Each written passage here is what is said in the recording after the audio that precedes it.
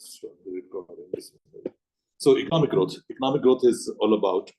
Remember, whenever the question says that economic growth, it means that real GDP per capita. It has to be real GDP per capita. Economic growth means when real GDP per capita increases. Generally, people, more of the students, they do not write real GDP per capita, but they say when GDP increases. GDP increase is not an economic growth. Real GDP per capita increase, this is known as economic growth. Now, how do we calculate GDP? GDP is the final market value of goods and services that we produce within the economy, generally calculated as per year. And how do we calculate this GDP? Real GDP. So real GDP is when the GDP is adjusted with inflation, and consider that the GDP is C plus I plus G plus X minus N. The same formula for the aggregate demand. Real GDP is the final value of goods and services adjusted with inflation and deflation. Real GDP can be calculated as nominal GDP divided by market value of GDP. Nominal GDP, market value GDP divided by retail price index, RPI of that particular year multiplied by 100. So nominal means the market value, okay? Either you'll be given as a nominal value or maybe given as a market value of GDP. So whatever value is given, that need to be divided with retail price index, RPI or CPI, maybe. Sometimes it is given as CPI and not RPI. So that need to be divided with RPI or CPI multiplied by 100 is going to give you real GDP. And when this real GDP is divided with population, real GDP per capita, this real GDP per person means when real GDP divided by population, it gives you real GDP per capita. And if it is increasing, it is known as economic growth. What will be the cause of economic growth? It can be two different types of economic, remember. One is known as potential economic growth, other is known as actual economic growth. Potential economic growth means when country's production possibility curve shift outward. When existing resources of the country are able to produce more output, it is known as potential economic growth. And actual means within the production possibility curve, a movement within production possibility curve by using previously unemployed resources. If country is able to increase its output, is known as actual economic growth. When country is able to produce, increase real GDP per capita by using its previously unemployed resources, it is known as actual economic growth. And when the same resources are able to increase output at full employment, it is known as potential economic growth. And potential economic growth can be shown with the help of a shift in the production possibility curve outward, whereas actual can be shown with the help of a movement inside the production possibility curve. So let's take capital goods and consumer goods. This movement from C to D inside PPC, it shows an actual economic growth, and with the curve move outward, this A, B to C, D. So this is known as what? A potential economic growth. This is the difference between actual and potential economic growth. Consequences of economic growth, that if they have an economic growth, what may be the positive or negative consequences of that?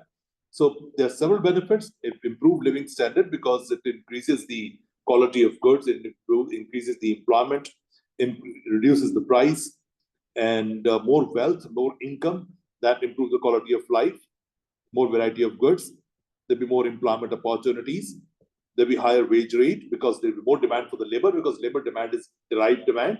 As soon as the demand for the goods increase, the demand for labor increases. Balance of payment stability in the long run. Drawbacks, it can be demand pull inflation, because whenever there is increase in real GDP per capita, employment increase, income increase, and that increase aggregate demand, causing demand pull inflation. There'll be more pollution because there'll be more production, more negative externalities, and there'll be exhaustion of resources. Resources may get exhaust, like our natural resources like oil, gas, coal, copper, maybe. These resources may get exhaust, and that may reduce the future economic growth prospects of the country. Social problem means that there'll be more alienation, there'll be more stress, there'll be more clinical depression, suicide rate may rise, divorce rate may rise. These can be the social effects of economic growth. Discuss whether or not government promote economic growth. An 8-mark question, a very popular question by the examiner. Discuss whether or not government should promote economic growth. तो government का main objective होता है economic growth, क्या government को करना चाहिए? तो इसके लिए आपके पास आंसर क्या होगा इसका कि you need to give for side, against side, and then give a final conclusion that do not need to be more than a small paragraph. That should it be, because there is level 1, level 2, and level 3 marking in your paper. Remember, level 1 marking says that students have only one side, but students have only knowledge of economic growth. Is going to be marked as level 1. Level 1 cannot get more than 3 marks. Maximum marks for level 1 is 3. Sorry, 1 to 2. 1 to 2 for level 1. Level 2 marking means that student can score maximum 4 to 5 marks, not more than that. Level 2 means student has given only one side of the argument, only one side of the argument, and student is not able to conclude. Student is not able to conclude. This is another issue with the student. Just give me a minute. It's a screen broadcasting has been stopped because of the reason that is not charged much and it is on safe mode. Let me get it out of the safe mode. It's not normal mode. अब ये problem नहीं आएगा हमारे पास, otherwise impossible. Okay, so the answer should be that government should do that. However, it need to be a sustainable economic growth. That need to be your final conclusion. Remember, if you just give for against side, you have to get maximum 4 marks without giving a final conclusion. You can't get 8 out of 8. 8 out of 8 is a level 3 marking. Level 3 marking means the student knows what are the for against side. Should also know that how to make a final judgment. If you are not able to do that, you have to get only level 2 mark. Okay, so level 3 के लिए जरूरी है कि आप examiner को बताएं कि it need to be sustainable, because अगर आप इकोनॉमिक ग्रोथ बहुत तेज करते हैं उससे इन्फ्लेशन होगा. That's a huge problem for the economy. Economic growth करते हैं आपकी रिसोर्सेज डिक्लाइन हो जाती हैं, future economic growth prospect are going to be hampered. उसके अलावा अगर आप इकोनॉमिक ग्रोथ करते हैं तो उससे आपकी पोल्यूशन बहुत ज्यादा होती है इकोनॉमी में, हेल्थ केयर इश्यूज बहुत आ जाएंगे. तो to avoid all these kind of issues, government need to promote sustainable economic growth. Means economic growth with better technology, economic growth with improvement in the existing factors of production without environmental degradation. This is what is known as sustainable economic growth. And this is what is required. This is your final conclusion. Okay? So policies to promote economic growth. What policies that we can use to promote economic growth? So very simple. We have actual economic growth. It is expansionary fiscal and monetary policies. Both can lead to increase in the aggregate demand and increase the total GDP or real GDP per capita. So government reduce tax, increase government spending, that will increase aggregate demand and real GDP may rise. Expansionary monetary policy, again, it will reduce the interest rate, increase money supply, and both will increase aggregate demand and increase GDP, real GDP. Potential economic growth बिल्कुल subsidies हो सकती है, लेकिन subsidy किसको देंगे? Subsidy का general जो concept है ना, ये बात याद रखिए, ये माइक्रो इकोनॉमिक कॉन्सेप्ट है. याद रखिए, subsidy is a micro economic concept unless you link this subsidy with the macro economic concept. For example, आप कहते हैं कि सब्सिडी हम देंगे इलेक्ट्रिसिटी को, it means it going to affect every single industry.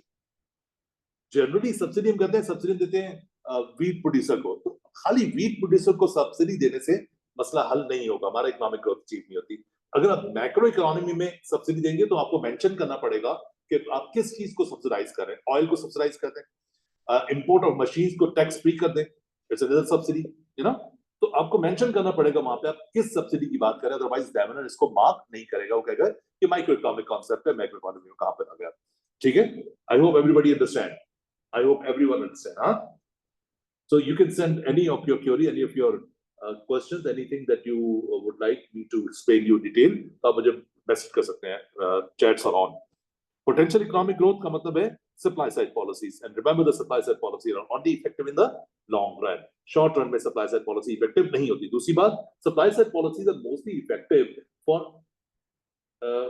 more developed countries because they require a huge amount of money and more research and development that can be carried out by larger firm, by larger economies, by more developed economies. Developing economies के पास ये option available नहीं होता. So supply side policies may improve in technology, education, health and training, infrastructure development, labor market reforms, deregulation, etc. These are the policies that can be used to shift aggregate supply curve outward. Actually result in deflation and rise in GDP. You're right, absolutely correct, Hamza. You're absolutely correct. Okay, recession. अब यहाँ पे बच्चे recession की basic definition में गलती करते हैं. वो गलती क्या होती है? वो कहते हैं रिसेशन का मतलब है डाउन टर्न इन इकोनॉमी. बात बिल्कुल ठीक है, डाउन टर्न इकोनॉमी होता है, लेकिन it is not the definition of recession. Recession की प्रॉपर इकोनॉमिक डेफिनेशन क्या है? It's a 2 consecutive periods of downturn. 2 consecutive periods. Generally हम एक 3 month का पीरियड लेते हैं जिसको हम कहते हैं एक क्वार्टर है, और उसके बाद opposite of economic growth, right.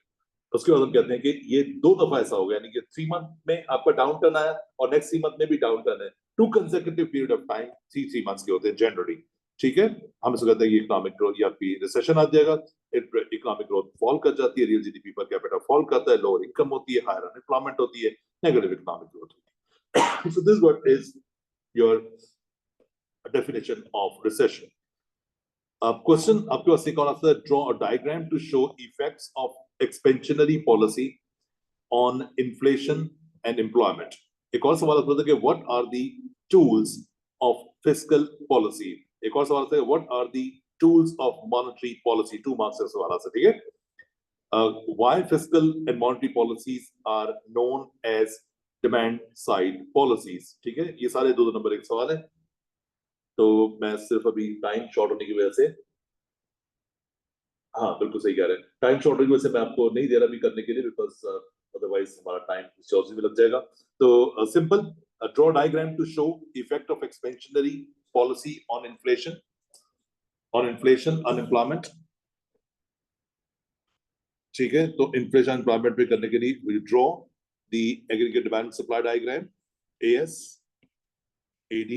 A proper label diagram is required. Real GDP on the x-axis, on the y-axis it is अच्छा, अभी एक बार बात याद रखें. देखिए, अगर आप किसी भी क्वेश्चन में लिखा हुआ with the help of diagram आप इनएक्यूरेट डायग्राम बनाते हैं, तो बेटा याद रखना एग्जामिनर आपको लेवल 2 से ऊपर मार्क नहीं करेगा.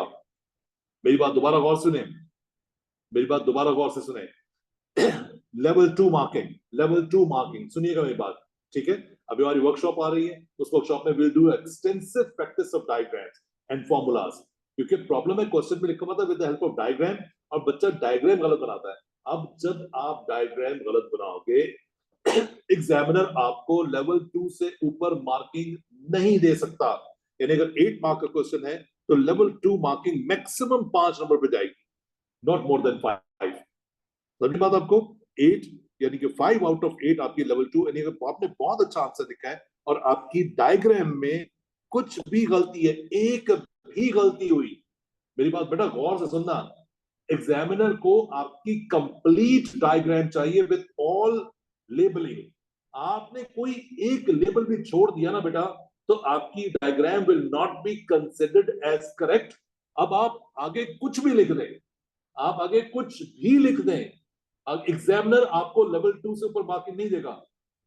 बच्चों, एग्जाम मार्किंग स्कीम में शुरू में लेवल 1, लेवल 2, लेवल 3 लिखा हुआ होता है, अगर पढ़ लीजिएगा उसको.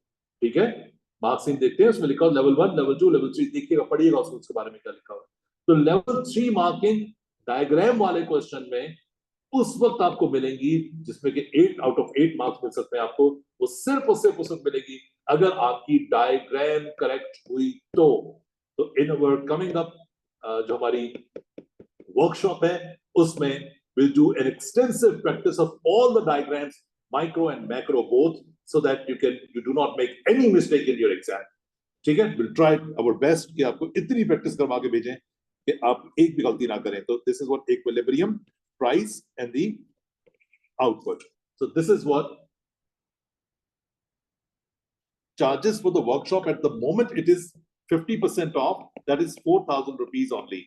ठीक है, but किसी भी दिन ये ऑफ खत्म हो सकता है. Actually it is 8,000 rupees, but अभी हमने इसको ऑफ लगाया हुआ है, लेकिन ये किसी भी दिन खत्म हो सकता है. एज सून एज हमारे पास रजिस्ट्रेशन आ जाएगी, हम इसको ये मोस्ट प्रोबेबली फ्रॉम 1 मई ये आपके ऑप्शन जो चार्जेस जो है 8,000 हो जाएंगे. उसके बाद फिर ये 8,000 ही रहेंगे. ओके, अब आते हैं किस तरफ, एग्रीगेट डिमांड अगर राइज करती है, एडी शिफ्ट होगा राइट पे, एडी शिफ्ट होगा राइट पे, ये एडी राइट पे शिफ्ट हो गया, इक्विलिब्रियम आपका इवन आ गया, प्राइस लेवल ऊपर और ये आउटपुट हायर, दिस इज ये Q1, ठीक है। ये आपकी कंप्लीट डायग्राम है जिसमें आप शो कर रहे हैं कि प्राइस लेवल आपका राइज कर रहा है, आउटपुट आपकी इंक्रीज हो रही है, ठीक है, एग्रीगेट डिमांड राइज कर रहा है और रियल जीडीपी इंक्रीज हो रहा है। Understand everyone? I hope you understand. ठीक है जी, तो this is what is the diagram वाला सवाल, और उसमें अभी डायग्राम कैसे बनानी है। What are the tools of fiscal policy?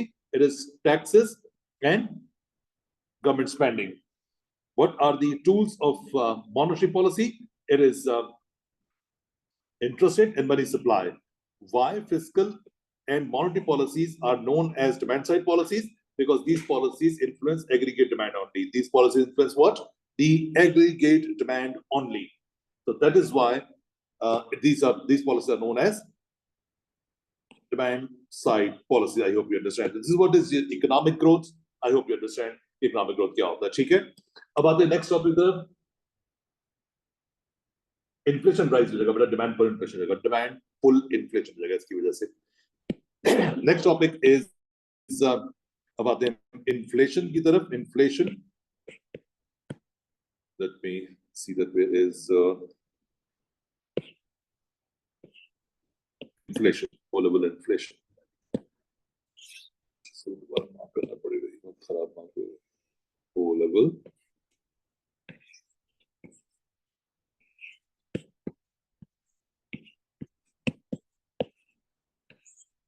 inflation. So inflation, simply inflation means a generalized and persistent increase in the prices of basket of goods and services. अब ये बच्चे पूछते हैं basket of goods आप लिखते हैं इसके अंदर, तो बेटा all goods and services नहीं होता, it's a sample of goods and services. It's a sample of goods and services. Sample यानी कि अगर आपने देखना है कि आपके मुल्क में महंगाई हो रही है या नहीं हो रही, तो हम हर प्रोडक्ट को नहीं देखेंगे, यानी हम ऐसा नहीं देखेंगे कि हर प्रोडक्ट की प्राइस राइज कर रही है, नहीं, हम एक सैंपल लेंगे, उस सैंपल को देखेंगे, अगर सैंपल की प्राइस राइज कर रही है, इसका मतलब है ओवरऑल प्राइस राइज कर रहा है, ठीक है। अब यही इसका प्रॉब्लम है, यही इसका इशू है कि सैंपल में not be a true representative of entire population, that is evaluation, ठीक है। सैंपल में not be a true representative of entire population. So sample goods and services over a period of time, generally ये एक साल का होता है, लेकिन आप वीकली इन्फ्लेशन भी कैलकुलेट करते हैं, मंथली भी कैलकुलेट करते हैं, फोर्टनाइट भी कैलकुलेट करते हैं, आप ईयरली भी, सेमी एनुअली भी करते हैं, क्वार्टरली भी करते हैं, तो किसी भी तरह का इन्फ्लेशन किसी भी ईयर में क्या, but generally it is year two year. Cause of inflation are two. One is demand pull, other is cost push. Demand pull means when aggregate demand rises, when too much money chasing too few goods, but there is lots of money available, and firms and economy does not have that spare capacity to meet the aggregate demand. So this is the diagram you need to show for real GDP on the x-axis, general price level on the y-axis, equilibrium, then increase in aggregate demand. Okay, E1 is the new equilibrium, Q1 is the new output, और ये आपके पास show कर देंगे आप इसको कि देखें increase in output भी और increase in aggregate demand and price both. So this is a complete diagram, going to get full marks, ठीक है, level 3 मार्क मिल जाएंगे इसके आपको. Cost push inflation का मतलब होता है कि आपकी cost of production, for example, increase होती है, for example, increase the cost of oil, ठीक है, for example, increase cost of labor, government के taxes, ये सब आपकी क्या होती है, आपकी cost of production होती है. Cost of production में aggregate supply का will shift to the left hand side, ठीक है, it will shift to the left, और लेफ्ट पे आपके सप्लाई इंक्रीज होने से क्या, रिड्यूस होने से प्राइसेस राइज कर जाएंगे, आउटपुट फॉल कर जाएगी, और इस चीज को हम स्टैगफ्लेशन भी कहते हैं. स्टैगफ्लेशन, स्लम्पफ्लेशन भी कहते हैं इसको, दो अदर दूसरे नाम भी है इसके, ठीक है, slumpflation and stagflation. So this one is simply our cost push inflation and demand pull inflation का डायग्राम. बच्चों ग्राफ आपने प्रैक्टिस करने हैं as many times as possible. मैं फिर आपको बता रहा हूँ बेटा, देखो ग्राफ अगर कर लोगे और विद हेल्प ऑफ डायग्राम अगर क्वेश्चन आ जाता है, तो आप अक्सर बच्चे लूज करते हैं मार्क्स, क्योंकि वो डायग्राम कंप्लीट नहीं बना, सही बनाई भी होती है, कंप्लीट नहीं होती. अब क्योंकि इनकम्प्लीट डायग्राम है, एग्जामिनर लेवल 3 पे आएगा ही नहीं, उसने आपको सिर्फ और सिर्फ लेवल 2 मार्क्स देने हैं. Maria, I think tomorrow is your English exam. I don't think there'll be a class tomorrow.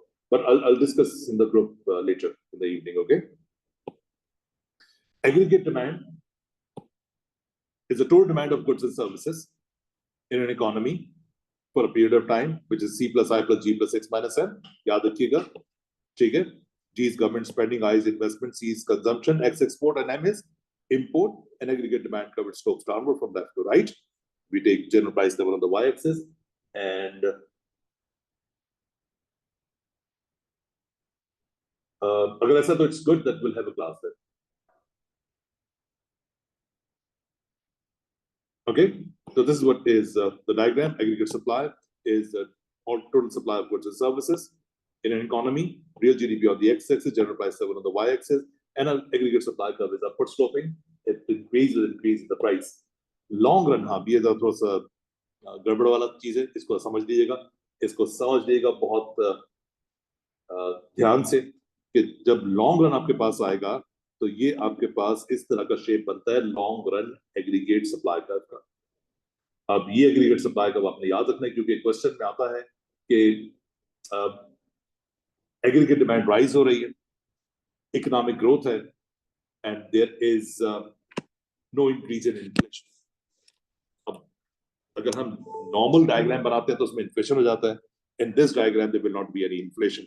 So LRAS aggregate demand increase you can see from 81 to 82.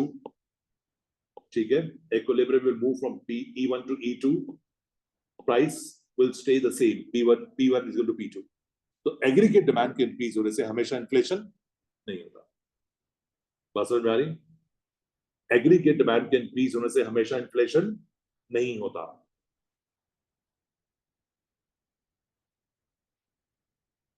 ये रिकॉर्डिंग शेयर कर दूंगा आप सर. रिकॉर्डिंग पूरी share हो गई आपको, ठीक है? तो एग्रीगेट डिमांड आप इंक्रीज करते हैं. एग्रीगेट डिमांड इंक्रीज होने से तो आपका प्राइस लेवल जो है it stage constant. Price level stage constant, ठीक है? तो 83 टू 84 अगर आपकी डिमांड बढ़ती है तो यहाँ पर इन्फ्लेशन होता है. ये देखें, प्राइस राइज कर रहे हैं.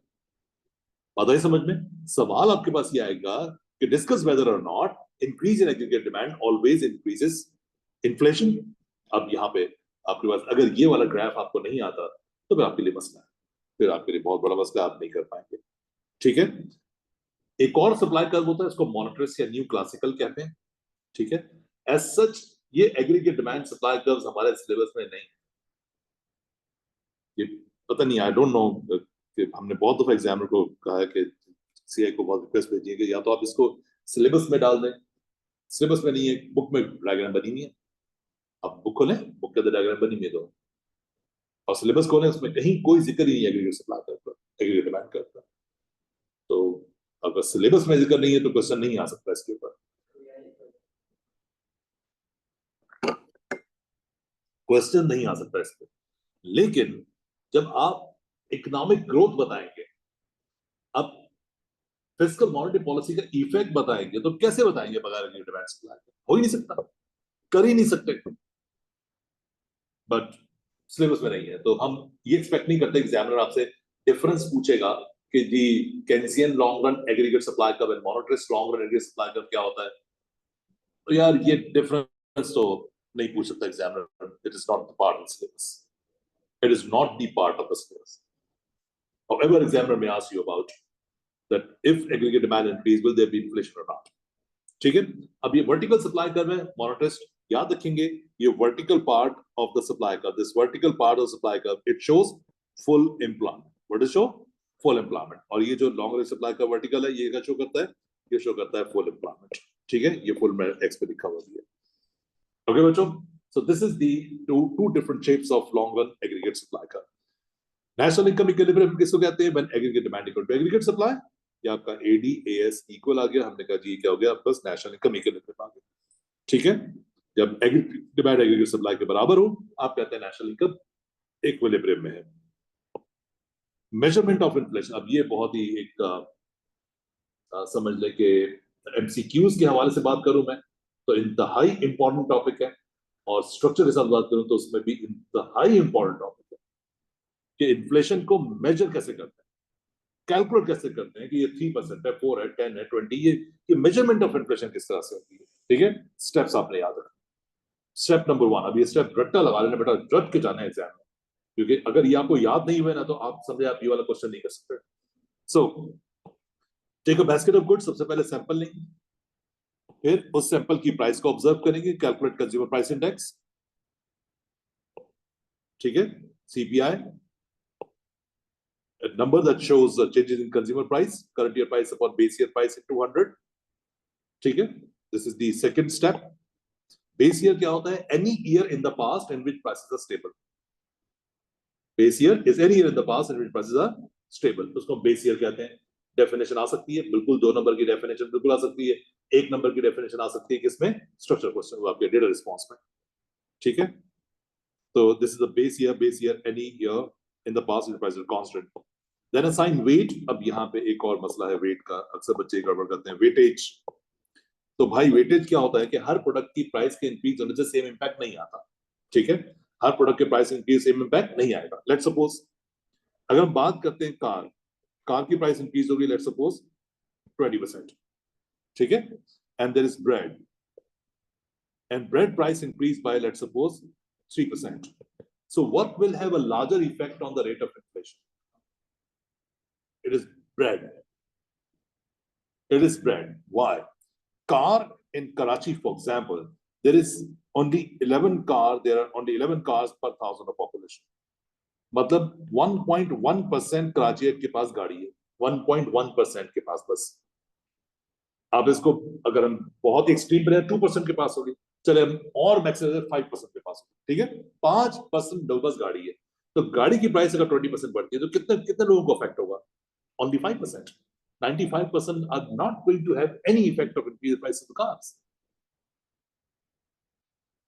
But if there's increase in price of bread, almost everyone is going to be affected. 3 crore की population है कराची, सबको affect होगा increased price of the bread. So it means increase in price of bread will have a larger effect on the rate of inflation as compared to increased price of cars. Got it? This is known as weightage. The proportion of income that people spend upon a product is known as weightage. Proportion of income that people spend upon a good or service is weightage. So weight is the proportion of income spent on a good or service. Sorry. So weight is, I'm sorry. Let me check the comment here. So weight is assigned to each product according to their importance or spending. Yes, absolutely. You're correct. Correct. Absolutely correct. So weight is CPI. Where CPI is calculated as weight into CPI. जो भी weightage आप assign करेंगे product को, उसको multiply कर देंगे उसके CPI से. ठीक है, आपस क्या दिया जाएगा? वेट सीपीआई आ जाएगा. उसके बाद आप कैलकुलेट करेंगे average weighted CPI, because there are many goods, there are many goods in the sample.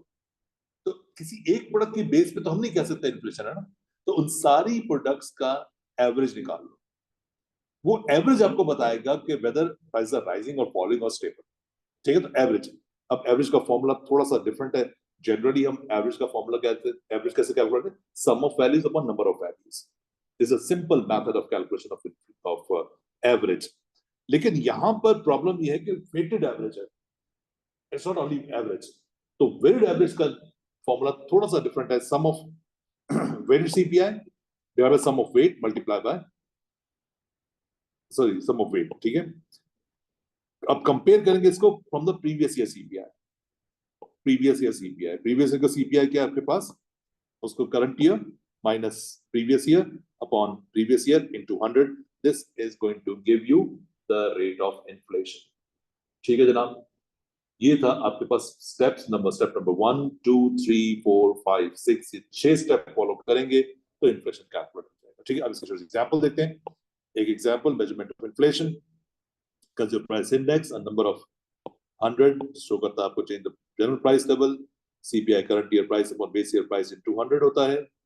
ठीक है, वेटेड इंपॉर्टेंस ऑफ गुड और service, proportion of income spend upon the good और सर्विस, इसको वेटेड कहते हैं. Base year is the year in which price are stable. ठीक है, any year in the past when price are stable, इसको हम CPI, इसको हम कहते हैं बेस ईयर. और बेस ईयर का सीपीआई हमेशा 100 होता है. एग्जांपल लेते हैं, basket of goods. 2020 is the base year for example, 2021 is the current year for example. ठीक है, हमने 2 ईयर ले लिए, basket of goods ले ली. इसमें price index weight and weighted price index. Sir ये स्लाइड शेयर कर दें, अब्दुल बासित कहते हैं।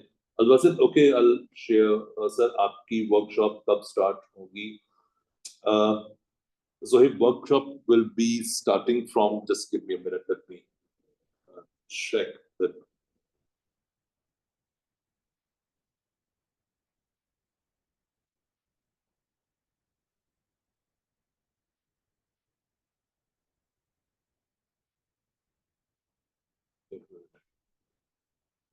Nine May, एक minute.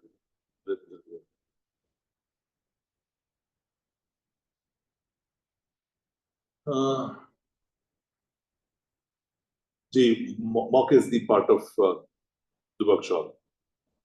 Okay, our workshop is starting from 9, 10, 11, and 22nd. 9, 10, 11.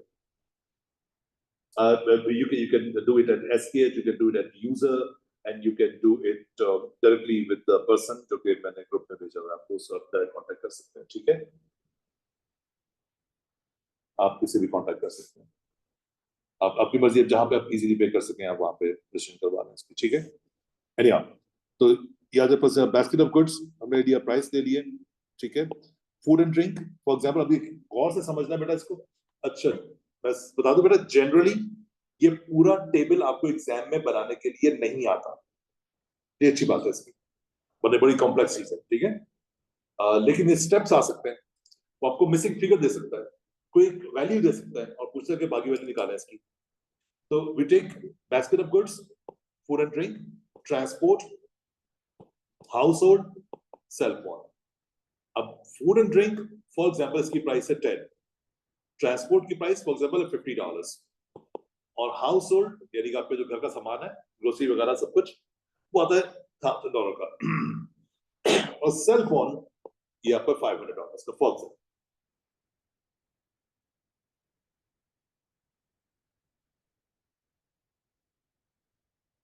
बिल्कुल पॉसिबल है भाई, क्या हो गया?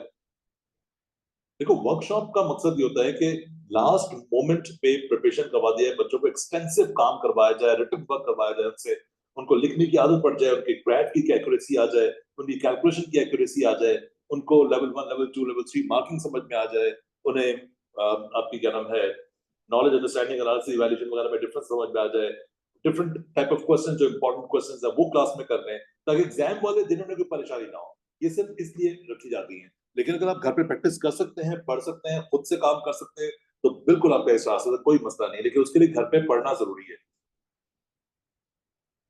ठीक है? उसके लिए पढ़ना जरूरी है घर पे। हम वर्कशॉप इसलिए लेते हैं, जनरली बच्चे इतना लंबा टाइम घर पे पढ़ते नहीं है, यानी 4 से 5 घंटे एक साथ बैठ के पढ़ना बच्चों के लिए घर पे, ये खुद से पॉसिबल नहीं होता। दूसरी बात ये होती है कि यहाँ पर वो अंडर डायरेक्ट सुपरविजन होते हैं, तो डायरेक्टली देख लेते हैं बच्चा गलती कहाँ पे कर रहा है, उसी वक्त उसको ठीक कर देते हैं। वरना क्या होता है, बच्चा गलती करता है तो कंटिन्यू करता है, टीचर को चेक नहीं कर पाता। अच्छा, टीचर्स के लिए अनफॉर्चुनेटली प्रॉब्लम ये है,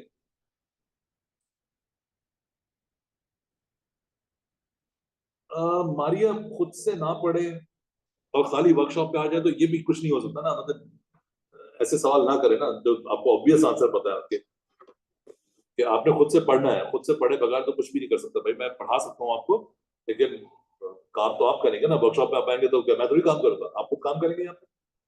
वर्कशॉप का मतलब ये नहीं होता कि मैं पढ़ाऊंगा उसके अंदर, वर्कशॉप में तो मैं आपसे काम करवाऊंगा, अब मैं उसको चेक करूंगा आप गलती कहाँ पे कर रहे हैं, ठीक है? तो वो हाँ, वर्कशॉप इस काम के लिए, वर्कशॉप इस काम के लिए नहीं होती कि मैं पढ़ाऊंगा, तो वहाँ तो आपको बुला के बिठा के देखेंगे गलतियां कहाँ कहाँ करें तो उनको ठीक कर सकें, बस दिस इज व्हाट इज। इसके अलावा और कोई रीजन नहीं होता वर्कशॉप का, ठीक है? और मेरे हम इसलिए वर्कशॉप लेते हैं बच्चों की, बच्चे घर बैठ के नहीं पढ़ रहे होते भाई, नहीं पढ़ रहे होते, आप भी, आपको भी पता है, आप लोगों को इस बात का बहुत अच्छी तरीके से अंदाजा है कि आप लोग घर बैठ के फुल तफियां चल रही होती तुम लोगों की, पढ़ाई के नाम पे दोस्त आ रहे हैं, मौजें चल रही हैं, मस्तियां चल रही हैं, कंबाइंड स्टडी, खाक कद्दू कंबाइंड स्टडी हो रही है तुम लोगों की, बैठ के तुम लोग तफियां मार रहे होते हो फुल टाइम, और नाम होता है कंबाइंड स्टडी, दोस्तों के घर पहुंचे हुए, पिज्जे चल रहे हैं, खाने चल रहे हैं।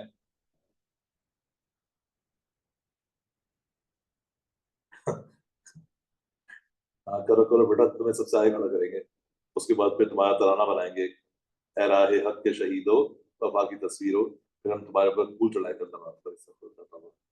अल्लाह ना करे भाई, जब जागो, ठीक है? ओके जी, तो अब देखो बच्चों, अंदर कौन समझ ले, तफरी टाइम ओवर, खत्म बेटा, कोई और नहीं हो रही, तो बकवास करे। अभी आ जाए वापस आ जाए अपने टॉपिक पे। ओके जी। नाउ फूड एंड ड्रिंक की प्राइस 2020 में इट वाज $10। हम एक्सपेक्ट कर रहे हैं कि ये कितनी हो गई, 11 हो गई। ठीक है, 2020 में आपकी प्राइस कितनी 10 और कितनी होगी बेटा 11। इससे किसे ट्रांसपोर्ट की प्राइस 2020 में कितनी थी 50, अब कितनी हो गई 60। करेक्ट, प्राइस इंक्रीज हो गई है, वही बात है, इन्फ्लेशन होगा इससे। उसके बाद प्राइस कितनी थी 100 हाउस होल्ड की, अब कितनी हो गई 1100, और सेल फोन सस्ता हो गया। इससे ये बात साबित होती है कि it is not always that whenever there is inflation there is always increase in the price. हर प्रोडक्ट की प्राइस इंक्रीज नहीं होती भाई, हर प्रोडक्ट की प्राइस इंक्रीज, लेकिन average price I'm sorry, price करता है ड्यूरिंग इन्फ्लेशन। ओके, अब सीपीआई कैलकुलेट करना, बच्चों देखिएगा सीपीआई कैलकुलेट करने का तरीका। Everyone need to be very much focused now, very much focused, क्योंकि ये क्वेश्चन एमसीक्यू में बहुत आते हैं, इस टाइप के क्वेश्चन एमसीक्यू में बहुत आते हैं, और इस टाइप के क्वेश्चन सेक्शन ए में आते हैं, जो डेटा रिस्पांस होता है इसमें कैलकुलेट करने को देता है एग्जामिनर। तो फॉर्मूला प्रैक्टिस बहुत तगड़ी होनी चाहिए आपकी, वहां बैठ के सोचने का टाइम नहीं होता आपके पास। तो CPI current year price 11, base year price 10, current year price 11, base year price 10, multiply by 100, it would give you how much, 110 is the index। ठीक है, उसके बाद अगर ट्रांसपोर्ट की बात करें तो price of transport is 60, current year price upon base year price into 100। अच्छा, एक बात याद रखिए कि previous year is not always a base year. बच्चा मार्टी याद रखेंगे, previous year is not always a base year। यहाँ पे कैलकुलेशन इजी करने के लिए मैंने प्रीवियस ईयर को बेस ईयर लिया, otherwise it's not always a base year। Now next it is 450, sorry 1100 upon 1000 into 100, it will be 110, and now it is 450 divided by 500 into 100, it will be 90। So index has fallen, a fall index means decrease in the price। Yes, you're right। Okay, weightage for example is given, ये आपको given होगा, आपको खुद calculate नहीं करना होगा, ठीक है, ये अच्छी बात है। ठीक है, वेटेज आपको गिवन होगा, आपने खुद से कैलकुलेट नहीं करना। वेटेज की definition, yes it will be there, वो पूछेगा आपसे वेटेज डेफिनेशन क्या है वेटेज की। तो weightage is the importance of good, it is calculated as the proportion of income spend upon the good. If we spend a larger proportion on the good, it will be high weightage. If we spend a smaller proportion of the of our income on a product, it is a low weighted product। So we have weightage 1, 3, 4, 2। Now weight index is index multiplied by weight, 110 multiplied by 1, it will be 110, 120 multiplied by 3, it will be 360, 110 multiplied by 4, it is 440, and 90 multiplied by 2, it is 180। So these are our weighted index।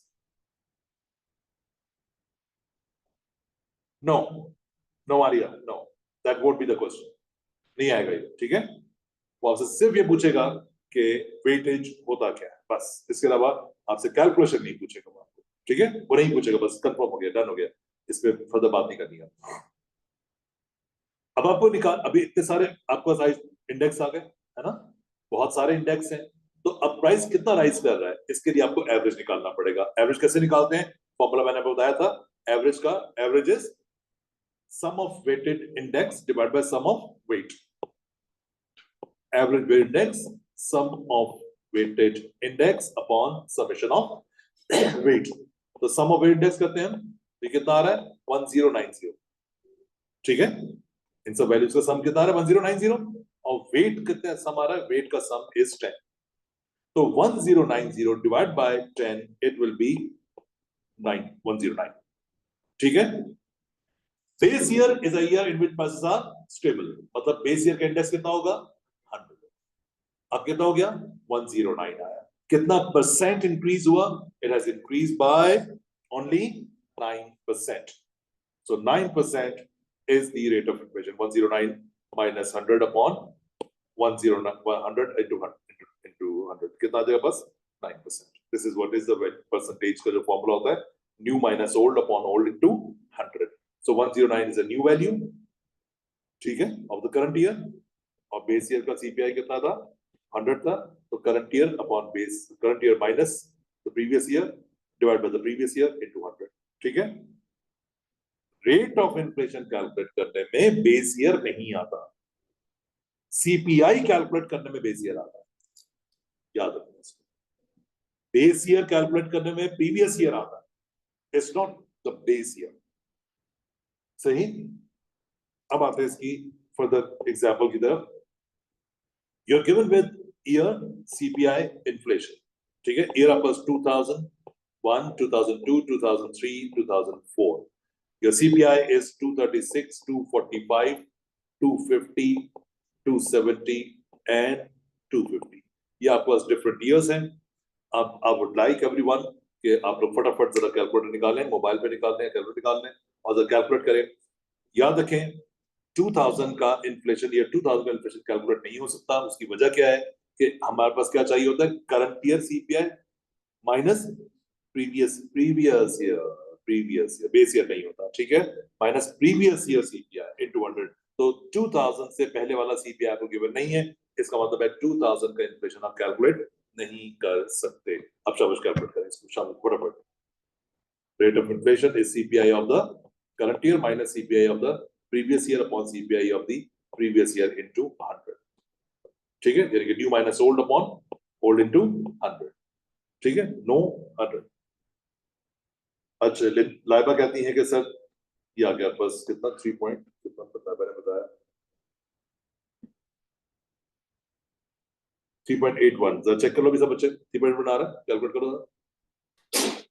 245 minus 236 upon 236 into 100।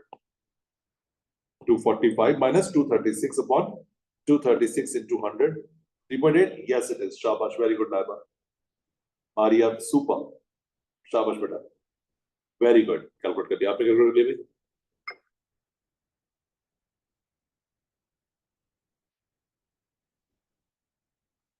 ठीक है। Now the next year बच्चों, next year calculate 2.4। Oh my God, जबरदस्त। तो next year भी calculate कर लिया फटाफट, निकाल नेक्स्ट ईयर क्या है। It is 250 minus 245 upon 245 into 100, okay? 250 minus 245 upon 245 into 100. It is coming out to be 2.04. Very good. Hadi, very good, shabash beta. And then it is 270 minus 250 upon 250 into 100. And this is 8%. अच्छा, अब rate of inflation fall कर रहा है। Rate of inflation कितना हो रहा है? 3.8 to 3.4. 3.8 to 2.04. 3.8 to शाबाश Lita, very good Lita, super, very good, शाबाश Laiba, very good, excellent, excellent, बिल्कुल बड़े एक्यूरेट आंसर निकाले आप लोगों ने। इंशाल्लाह इंशाल्लाह ये वाला सवाल तुम लोग कर दोगे इसका एमसीक्यूज में, और स्ट्रक्चर में भी कर दोगे इंशाल्लाह इंशाल्लाह इंशाल्लाह। तो अब आपका रेट ऑफ इन्फ्लेशन 3.8 से कितना हो गया 2.04। इसका मतलब है डिसइन्फ्लेशन। क्या है मतलब? इसको डिसइन्फ्लेशन कहते हैं। Means rate of inflation is falling, means महंगाई कम हो रही है लेकिन प्राइस बढ़ रहा है। Prices are rising.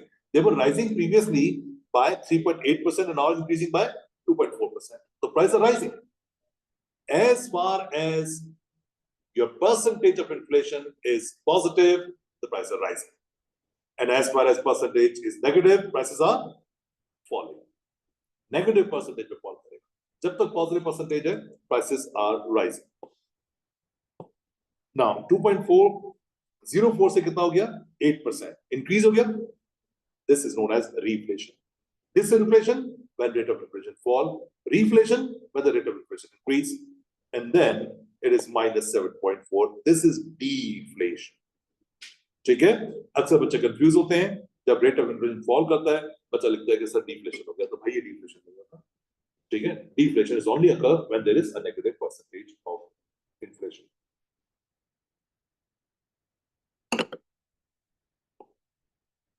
This deflation prices are falling. So disinflation, prices are increasing with a decreasing rate. Reflation, prices are increasing with an increasing rate. And deflation, prices are falling. Got it? This is how we calculate an accurate rate of inflation. सवाल बहुत आता है कि how an economist calculate an accurate rate of inflation. अगर वो आपसे पूछता है तो ये 6 स्टेप्स आपने बताने हैं इसको। ठीक है, थोड़ा सा ट्रिकी क्वेश्चन होगा, ये आपको याद रखने पड़ेंगे, इसकी प्रैक्टिस करनी पड़ेगी। ठीक है, एमसीक्यूज के लिए स्ट्रक्चर क्वेश्चन जो आपका डेटा रिस्पॉन्स आता है उसके लिए आपको ये वाली कैलकुलेशन आनी चाहिए, ये वाली कैलकुलेशन आनी चाहिए। ठीक है, और ये डेफिनेशन आपको, ये रट्टाफिकेशन बेटा, ऐसा रट्टा लगाओ कि सोते में उठा के पूछे ना कि क्या होता है बता, इतना रट्टा होना चाहिए इसका, क्योंकि अक्सर बच्चे इसमें बहुत गलती करते हैं। ठीक है, अब आते हैं सर कॉन्सिक्वेंस इन्फ्लेशन। इन्फ्लेशन होता है, इसका नुकसान क्या है और फायदा क्या है। ठीक है, अब इंडिविजुअल्स की बात करें तो इंडिविजुअल्स को अब ये बात पे जाओ, याद रखिए, देखो क्वेश्चन जब आता है ना, एग्जामिनर बहुत तेज है यार, एग्जामिनर पता नहीं क्या चाहता है इकोनॉमिक्स के बच्चों से। इकोनॉमिक्स के बच्चों को चाहता है कि बहुत अच्छे हो। बिजनेस ये बुराई नहीं कर रहा मैं, बिजनेस की जो मार्किंग होती है ना वो इंतहाई लीनियंट होती है, इंतहा दर्जे की लीनियंट मार्किंग होती है उसके अंदर। तो मतलब मार्क्स देने को बैठा होता है कि मैं दे दूंगा, और इकोनॉमिक्स में वो मार्क्स काटने के लिए बैठा होता है, एक एक चीज, एक एक नुक्ता, एक एक पॉइंट, एक एक चीज को डिस्कस करता है और देख के वो आपको मार्क्स देता है। तो वो सवाल पूछता है आपसे, इन्फ्लेशन के इफेक्ट नहीं पूछता, पूछता इन्फ्लेशन का इफेक्ट इंडिविजुअल पे क्या है। बच्चे जनरली क्या करते हैं, कॉजेज ऑफ कॉन्सिक्वेंस इन्फ्लेशन को याद कर लेते हैं, रट्टा लगा लेते हैं, और हर चीज में वही ठोक रहे होते हैं। एग्जामिनर कह रहा है कि सिर्फ और सिर्फ कंज्यूमर की बात करो। देखो बेटा, सब्जेक्ट तो सारे वर्थ इट है बेटा, सब्जेक्ट तो कोई भी खराब नहीं है भाई, सब्जेक्ट तो सब्जेक्ट है ना बेटा। मार्किंग की बात हो रही है यहाँ पे, सब्जेक्ट की बात, सब्जेक्ट तो माशाल्लाह सब बिजनेस बहुत अच्छा सब्जेक्ट है, सब्जेक्ट बहुत अच्छा। ए लेवल्स में बिजनेस के क्रेडिट्स आके कम हो जाते हैं, और इकोनॉमिक्स से क्रेडिट जो सबसे ज्यादा होता है, इकोनॉमिक्स से क्रेडिट सबसे ज्यादा है इकोनॉम ए लेवल में, और बिजनेस क्रेडिट जो है वो बहुत कम है, इसलिए जनरली बच्चे जो है इकोनॉमिक्स ऑप्ट करते हैं, इकोनॉमिक्स ऑप्ट करते हैं। तो उसमें ग्रेड लाना एक काफी चैलेंजिंग होता है बच्चों के लिए, लेकिन फायदा बहुत है उसका। एनीहाउ, तो इन इंडिविजुअल्स के लिए रियल इनकम फॉल कर जाती है, परचेजिंग पावर फॉल करती है। ठीक है, और उससे नेगेटिव इफेक्ट आता है उनकी क्वालिटी ऑफ लाइफ पे, उनकी रियल इनकम पे, उनकी एचडीआई पे, लिविंग स्टैंडर्ड पर। ठीक है, effect on employment, if it's a cost push inflation, तो इससे अनएम्प्लॉयमेंट होती है कॉस्ट पुश इन्फ्लेशन से, और डिमांड पुल से एम्प्लॉयमेंट होती है। उसके अलावा होता है शू लेदर कॉस्ट। शू लेदर कॉस्ट, शू लेदर कॉस्ट क्या होती है कि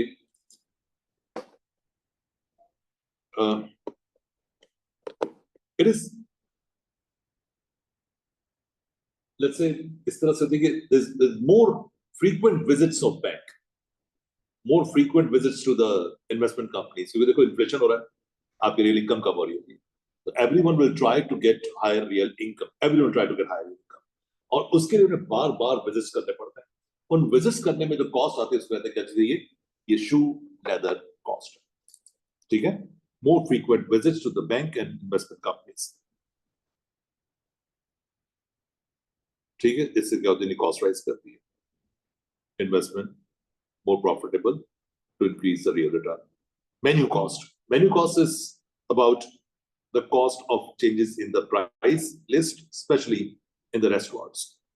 Restaurants को अपना price list change करना पड़ता है, अब बाकी firms को अपने price list change करनी पड़ती है, इसलिए cost of इसको menu cost कहते हैं। Definitely a huge cost to the business. It's a huge cost to the business. ठीक है, losses to fixed income earners, जो fixed income earners हैं उनको loss होता है। ठीक है, fixed income earner के losses होते हैं, और फिक्स इनकम अर्नर को क्या लॉस होता है कि उनकी इनकम तो, अगर पेपर कैंसिल हो गया तो बेटा कहते हैं कि बात अच्छी किया करो, क्या कहते हैं, कम से कम बात अच्छी करो, बाकी आप समझदार आदमी है क्या डिपेंड। तो फिक्स इनकम अर्नर को लॉस होता है क्योंकि उनकी इनकम फिक्स होती है, इन्फ्लेशन हो जाता है, and they are not able to increase their income, specially the pensioners. Pensioner receive a fix amount of pension every month, and their income does not increase with increase in the inflation, and that is how they're going to get a very much loss. ठीक है, सबसे ज्यादा problem जो है वो किसी आपके जो पेंशनर है उनको होता है, क्योंकि पेंशनर्स जो हैं they can not earn more money. Should other cost, Linda, is it is you assume that you have a rental income, for example, क्या आप ये एक रेंटल इनकम है, और आपके पास रेंटल इनकम से आपका घर चलता है, आपका गुजारा होता है। इन्फ्लेशन होगा, अब रेंट प्रॉब्लम है कि वो नहीं बढ़ रहा, रेंट उतना ही है, तो आप क्या करेंगे बताएं मुझे। आप अपने लैंड टेनेंट के पास जाएंगे, उससे बोलेंगे भाई के रेंट बढ़ा रहा है, आप जो है वो रेंट, या तो आप खाली कर दें, रेंट ज्यादा दे दें। अब इस तरह से अगर वो कहता नहीं कि मैं तो नहीं कर रहा खाली, जब वो कहता है तो खाली कर दे, अगर वो आपका मकान खाली कर देता है,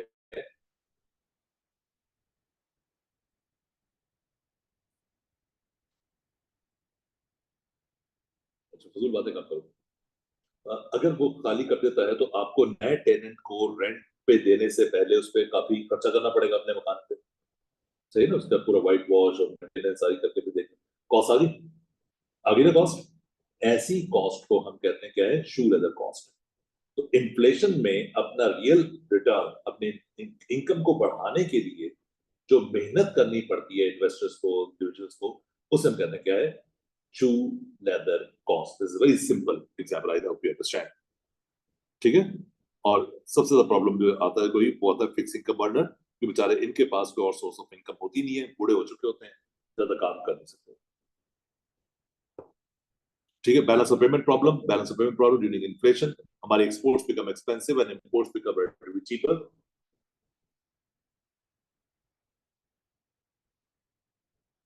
अच्छा, balance of payment problems during inflation, export price may rise and maybe less price comparative. सारी बात, अगर हमारे पास इन्फ्लेशन हो जाता है तो हमारी products in the international market become less price comparative, and that is how we may lose our export revenue. ठीक है ना, अगर महंगा बेचेंगे इंटरनेशनल मार्केट में, nobody going to buy our महंगी goods, resulting less demand for the good. However, if demand for the good is inelastic, if demand for the good is inelastic, like we are selling technology, if we are selling oil, gas, coal, for example, then it is, you know, difficult for the people to avoid and find a cheaper substitute. So उस case में तो हमारी revenue rise करेगा, but if you're selling phones, laptops, bags, shoes, maybe all consumer goods, then people have lots of choices in the international market. So as soon as the price increase, there'll be less competitiveness, and that will reduce overall demand for the goods or services, losing the revenue.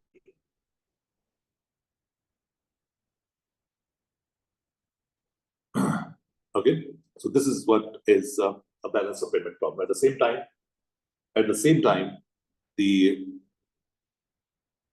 uh, imports will rise because imports become relatively cheaper. Imports may become relatively cheaper. और इससे क्या होगा, हमारी overall imports है वो rise कर देंगे, export fall करेंगे, बैलेंस में डेफिसिट हो जाएगा।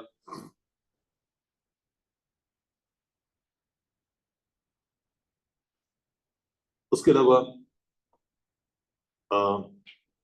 अनसर्टेनिटी होगी इकोनॉमी में, सो मे reduce overall investment.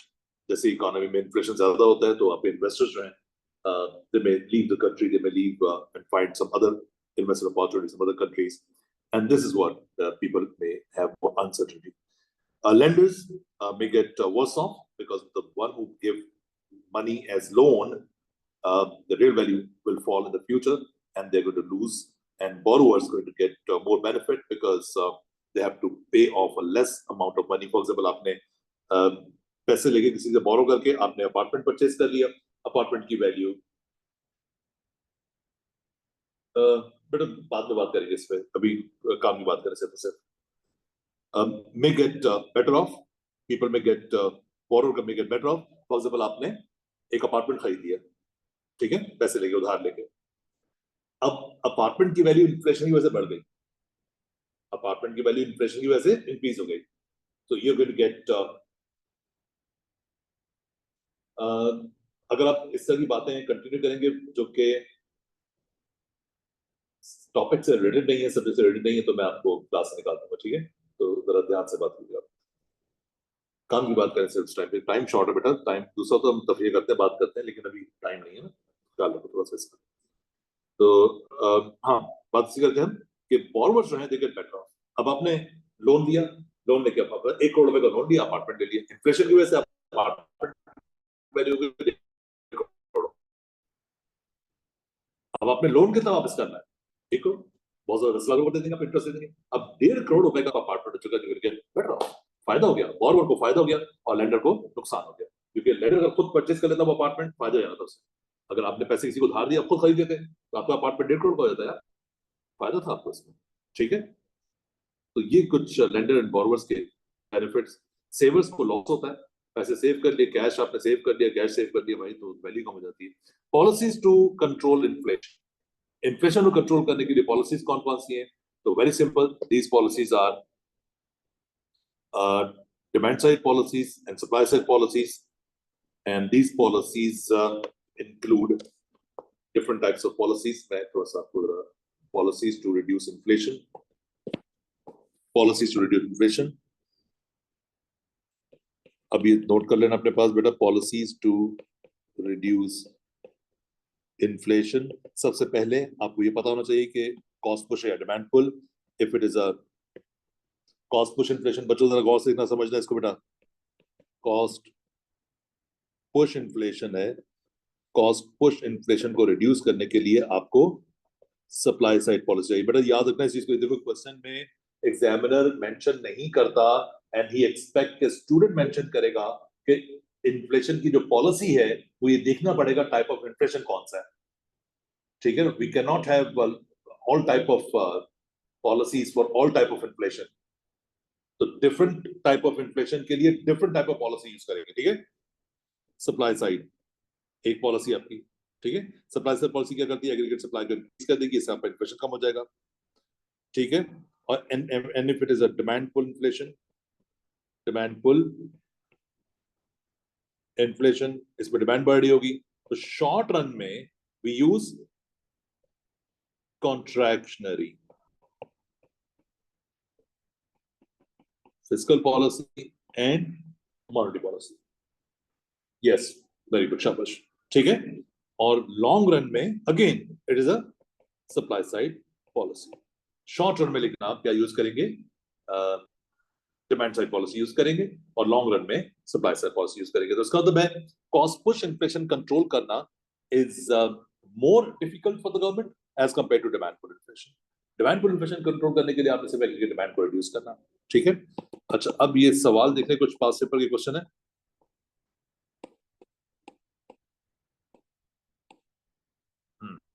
Discuss why some countries may experience low inflation in the future and some may not.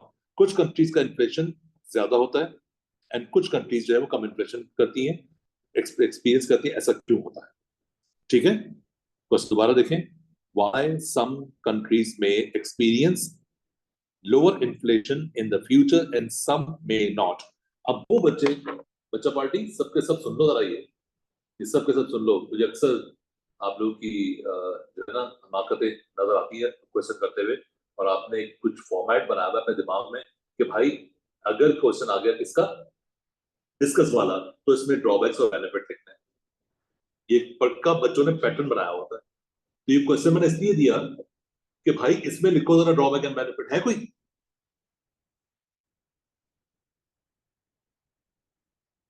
बात समझ में आ रही है? तो भाई हर discuss question drawbacks and benefit नहीं होता।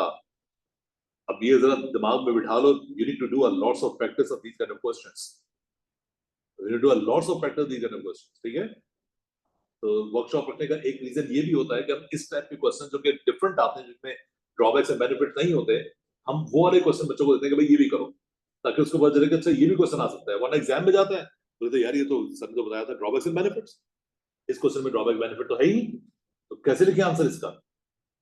तो बच्चे कंफ्यूज हो जाते हैं, गलत लिख के आ जाते हैं। तो इन चीजों के लिए भी वर्कशॉप रखी जाती है। ठीक है, सो इन्फ्लेशन रेफर्स टू, ये पहले डेफिनेशन स्टार्ट करते हैं हमेशा। किसी भी क्वेश्चन को स्टार्ट करने का बेहतरीन तरीका क्या है, आप उसको डेफिनेशन से स्टार्ट करें। तो इन्फ्लेशन रख दिया आपने, persistent increase in the price of basket of goods and services over a period of time, ये आपने इन्फ्लेशन लिख दिया। ठीक है, a low rate of inflation refers to up to 3%। ठीक है, उसको creeping inflation कहते हैं, whereas a high rate of inflation is above 10%, इसको hyperinflation कहते हैं। In some countries rate of inflation, economic growth is higher। अब देखना, अब सुनने का ये इंतहाई इंपॉर्टेंट चीज है। ठीक है, आप किस तरह से आंसर डेवलप करेंगे, वो डेवलपमेंट ऑफ आंसर की तरफ जाते हैं। In some countries rate of economic growth is higher. क्या मतलब कि इस मुल्क में एग्रीगेट डिमांड राइज कर रही है, एम्प्लॉयमेंट फुल होगी, और वहां पर जब एडी बढ़ेगा तो इन्फ्लेशन होगा। तो इसका मतलब है कुछ कंट्रीज में इकोनॉमिक ग्रोथ रेट बहुत ज्यादा होता है, हाई रेट ऑफ एम्प्लॉयमेंट, और एग्रीगेट डिमांड राइज करती है, और इससे वो एक्सपीरियंस करते हैं demand full inflation. At the same time the rate of employment is higher और फुल एम्प्लॉयमेंट, ठीक है, and thus increase in aggregate demand may increase the rate of inflation. तो ये कुछ countries में आपने बता दिया. On the other hand, some other countries, the growth of income may be slower, thus aggregate demand may increase with a lower proportion.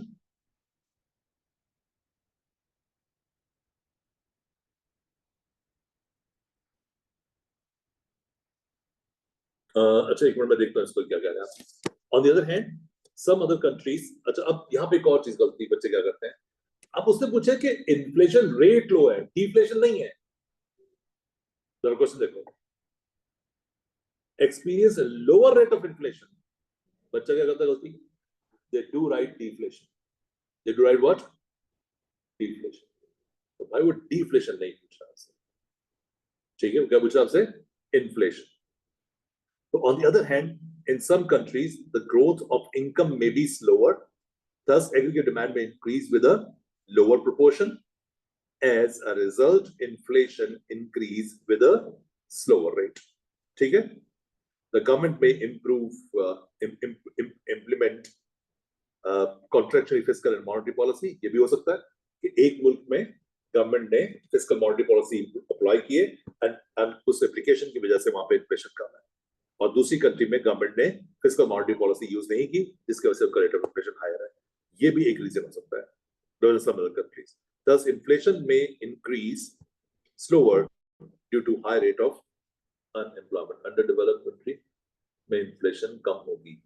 Depend करता है बेटा, तो एडीएस पे डिपेंड करेगा ना बच्चों. वैसे तो एडीएस सिखाया था आपको, एडीएस इसीलिए सिखाया था कि डिपेंड करता है, वो डेवलपिंग या डेवलपर से फर्क नहीं पड़ता, लेकिन डिपेंड करता है कि वहां पे एडी हायर है या फिर एएस हायर है. ठीक है, the rate of inflation depends upon the success of government contractionary policies. Government की कॉन्ट्रैक्चुअल पॉलिसी जितनी ज्यादा सक्सेसफुल होगी उतना रेट ऑफ इन्फ्लेशन कम होगा. ठीक है, रेट ऑफ अनएम्प्लॉयमेंट डिपेंड करता है, ability to country to shift aggregate supply का आउटवर्ड, इन सब चीजों पे डिपेंड करता है.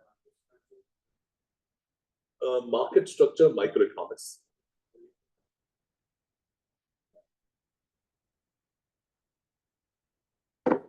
वो तो सिर्फ पर्टिकुलर फर्म के बारे में बात होगी, पर्टिकुलर इंडस्ट्री के बारे में बात होगी, तो ओवरऑल इकोनॉमी की बात कर रहे हैं. इन्फ्लेशन तो ओवरऑल इकोनॉमी के अंदर, ओवरऑल मार्केट स्ट्रक्चर तो आपका मोनोपोली नहीं हो सकता, ओवरऑल मार्केट स्ट्रक्चर आपका कंपैरेटिव नहीं हो सकता. आप बोले हमारी ऑटोमोबाइल इंडस्ट्री कंपैरेटिव है, हाँ बिल्कुल ठीक, तो खाली ऑटोमोबाइल से क्या इन्फ्लेशन होगा, नहीं होगा, तो इसलिए वो यहाँ पे इनकॉर्पोरेट नहीं कर पाएंगे वो मैक्रोस. अबे छोड़ भाई इंग्लिश पढ़ना वरना कौन से इतना, खुदा की कसम मुझे तो गुस्सा आता है तुम लोगों के ऊपर, इंतहाई गुस्सा आता है कि आप माशाल्लाह बचपन से अंग्रेजी पढ़ते हुए आ रहे हो, ओ लेवल कर रहे हो, इंग्लिश की ट्यूशन पढ़ते हो, खुदा की कसम डूब के ना पानी दूंगा थोड़ा सा उसमें छलांग लगा दो. बचपन से इंग्लिश पढ़ रहे हो यार, मतलब इंग्लिश मीडियम स्कूल में पढ़ रहा हो, बचपन से इंग्लिश पढ़ रहा हो, और अब आके तुम इंग्लिश की ट्यूशन लेनी पड़ रही है, इंग्लिश के पेपर के परेशान हो रहे हो. तुम्हारे तो इंग्लिश को मसला ही नहीं होना चाहिए यार. तुम लोग कौन सा शेक्सपियर से तुमने पढ़ना को लिटरेचर का पेपर दे रहे हो. हाँ लिटरेचर अगर आप पेपर दे रहे हो तो डेफिनेटली दैट्स डिफिकल्ट, बिल्कुल वो मुसीबत है, उसके लिए पढ़ना पड़ता है, लेकिन ये वाली अंग्रेजी तो नहीं पढ़नी पड़ती है यार.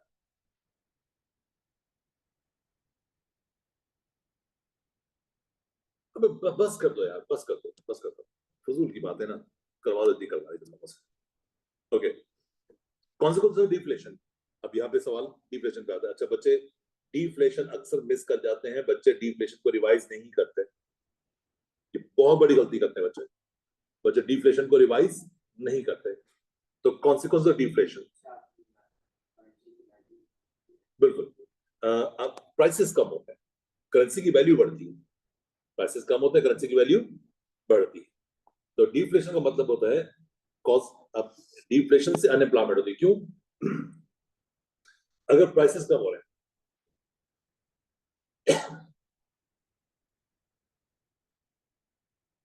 ठीक है, ओके, बता। अब लेकिन इसके जो कॉन्सिक्वेंस है वो डिपेंड करते हैं कि डिफ्लेशन हो क्यों रहा है। One of the cause of deflation is lower aggregate demand, उसके सारे प्रॉब्लम आए, ये सारे इश्यूज उसके हैं। But if there is a deflation due to increase in aggregate supply, ये तो सारे बेनिफिट आ जाएंगे भाई, ये तो सारे बेनिफिट्स आ जाएंगे। देखो अब ये अनएम्प्लॉयमेंट होती है, अगर एग्रीगेट डिमांड कम हो जाए अनएम्प्लॉयमेंट होगी, कैसे होगी? देखो उसको देखिए बच्चों, बच्चा पार्टी ड्रेस को देखिएगा, this is very very very important diagram. ये आपका AD AS, AS, AD, real GDP, general price level of the Y axis, equilibrium, market economy of price and output. If aggregate demand fall, AD fall करेगा। देखो AD 1 पर आ गया, AD 1 पे आने का मतलब है आपका इक्विलिब्रियम E1 होगा, it mean price is going to fall to P1, output is going to fall to Q1, and this decrease in the output will cause unemployment. Got it? But if it is a deflation due to increase in aggregate supply, अब आपका AS output shift हो गया, higher AS, lower prices, higher output, this is a benefit. बात समझ में? तो आप जब एग्जामिनर से पूछे कि डिफ्लेशन के कॉन्सिक्वेंसेस बताओ, तो आप क्या बताएंगे भाई? आप बोलेंगे भाई ये बताओ पहले कि ये डिफ्लेशन हुआ क्यों है, इसका कॉज क्या है डिफ्लेशन का, whether it is due to demand or whether due to aggregate supply. If it is due to aggregate demand, तो ये सारे bankruptcy हो जाएगी, लो प्राइसेस होंगे, प्रॉफिट्स कम होंगे, फर्म प्रोडक्शन नहीं करेंगी, फर्म्स के लिए अपने लोन्स पे ऑफ करना प्रॉब्लम हो जाएगा, उससे बैंकक्रप्ट हो जाएंगी, वेल्थ इफेक्ट होगी लोगों की, तो लोगों ने सोना लेके रखा होगा, अपार्टमेंट लेके रखे होंगे, गाड़ियों में इन्वेस्ट किया हुआ होगा, प्रॉपर्टी में इन्वेस्ट किया होगा, क्या होगा? सबकी वैल्यू नीचे जा रही है, वेल्थ कम हो जाएगी। वेल्थ क्या होती है? एक्यूमुलेटेड इनकम, जो पैसा जमा करके रखा हुआ उसको वेल्थ कहते हैं, ठीक है? डेट्स आपके बढ़ जाएंगे, गवर्नमेंट के डेट्स, और ये डिपेंड करता है कि ये डिमांड की वजह से हो रहा है सप्लाई पे। अगर ये डिमांड फॉल कर रही है तो this is the problem, unemployment benefit government को ज्यादा देने पड़ेंगे, टैक्सेस गवर्नमेंट कम आएंगे, इसकी वजह से गवर्नमेंट के जो डेट्स हैं वो बढ़ जाएंगे, गवर्नमेंट का बजट डेफिसिट हो जाएगा। consequences of inflation depend upon the cause of inflation. Depend upon what? The cause of inflation. ये आपके 5 ऑब्जेक्टिव हैं, ठीक है? क्वेश्चन आता है डायरेक्ट इनडायरेक्ट टैक्सेस के ऊपर, effect on the income, effect on goods and service, aggregate demand, aggregate supply, indirect taxes का इफेक्ट कहां पे आता है, ठीक है? तो ये मैंने जो क्वेश्चन दिए थे आपको, उन क्वेश्चंस को मैंने थोड़ा सा जरा ये मैंने पीछे ये देखे, ये आपसे कहा था इसको सॉल्व करें, ठीक है? What is meant by inflation, what is consumer price index, I hope everyone knows now why weights are used in calculation of inflation, ठीक है? इन क्वेश्चंस को आप घर पे अटेम्प्ट कर लीजिएगा। अगर ये क्वेश्चंस आपने कर लिए तो मेरे ख्याल में आपके 90% मसले हल हो जाएंगे, ठीक है? इन क्वेश्चंस को कर रहा है आपने घर पे, ठीक है? तो आज यहाँ तक रखते हैं अपनी क्लास को, and I'll continue taking these kind of classes maybe in the future next week.